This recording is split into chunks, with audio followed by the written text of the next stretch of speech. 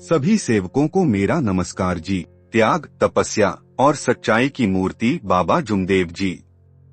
एक ऐसा व्यक्तित्व जिनका जीवन सिर्फ उनके लिए नहीं बल्कि संपूर्ण मानवता के लिए एक प्रेरणा बना। गरीबी में जन्म लेकर आध्यात्मिकता की ऊंचाइयों तक पहुंचना यह कोई साधारण सफर नहीं था। यह कहानी है एक ऐसे संत की जिनके हर कर्म में समाज का कल्याण छिपा था। आइए जानते हैं इस महान आत्मा की अद्भुत जीवन यात्रा। बाबा जुमदेव जी का जन्म 3 अप्रैल 1921 को महाराष्ट्र के नागपुर के गोलीबार चौक इलाके हुआ। उन्हें प्यार से लोग जुम्मन बुलाते थे। वे एक गरीब परिवार में जन्मे थे, जहां उनके पिता विठोबाजी राखड़ू ठुगरीकर और माता सरस्वतीबाई के साथ उनका संयुक्त परिवार था। बचपन से ही वे अत्यंत तेजस्वी, ईमानदार और आध्यात्मिक प्रवृत्ति के थे।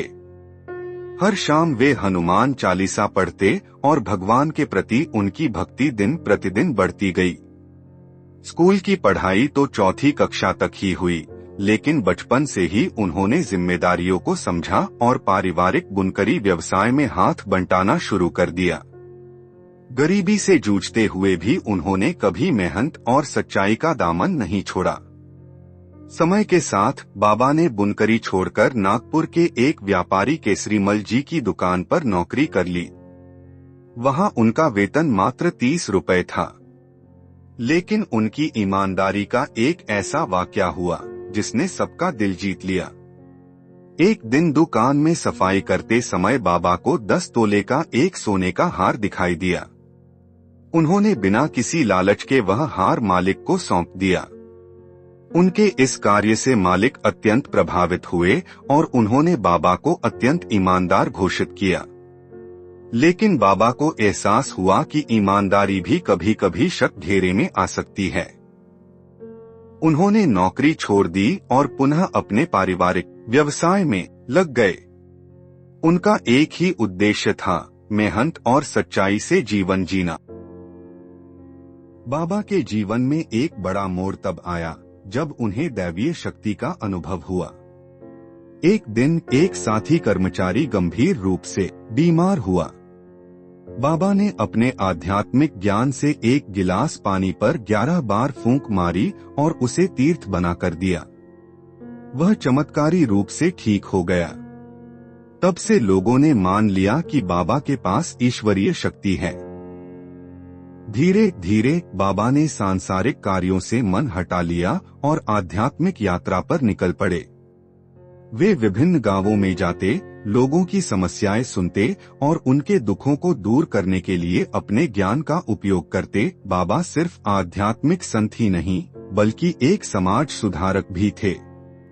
उन्होंने गरीबों की भलाई के लिए कई संस्थाएं स्थापित की। उन्होंने सहकारी बैंक, ग्राहक भंडार, दूध डेयरी और मानव मंदिर जैसी संस्थाओं की स्थापना की।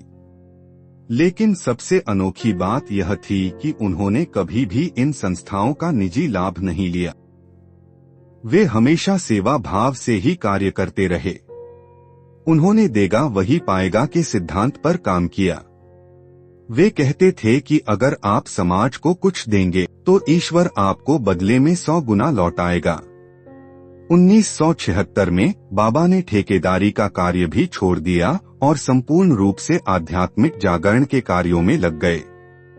वे बिना किसी स्वार्थ के लोगों की सेवा करने लगे। वे निस्वार्थ भाव से लोगों की समस्याओं का समाधान करते, लेकिन गुरुदक्षिणा के नाम पर एक पैसा भी स्वीकार नहीं करते थे। इतना ही नहीं, वे किसी को भी अपने चरणों में झुकने नहीं देते थे। उनका यह मानना था कि एक आत्मा का दूसरी आत्मा के सामने झुकना यह आत्मा का अनादर ही में परमेश्वर का अनादर है। आत्मा का अनादर नहीं होना चाहिए और सच्चा सम्मान मन से किया जाता है, न कि पैरों में गिरकर। आज बाबा जुमदेव जी का जीवन हम सभी के लिए प्रेरणादायक है।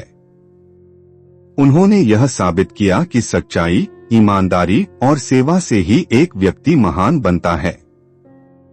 उनका जीवन यह सिखाता है कि अगर मन में सच्ची लगन हो तो कोई भी गरीबी, संघर्ष या बाधा आपके मार्ग को रोक नहीं सकती। उनकी तपस्या, त्याग और निष्काम सेवा को हम सभी को अपने जीवन में अपनाना चाहिए।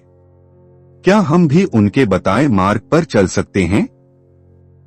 अगर आपको यह प्रेरणादायक कहानी पसंद आई तो इसे शेयर करें और इस मानव धर्म का प्रचार और प्रसार करें और सेवकों तक बाबा का संदेश फैलाएं। सभी सेवकों को मेरा नमस्कार जी।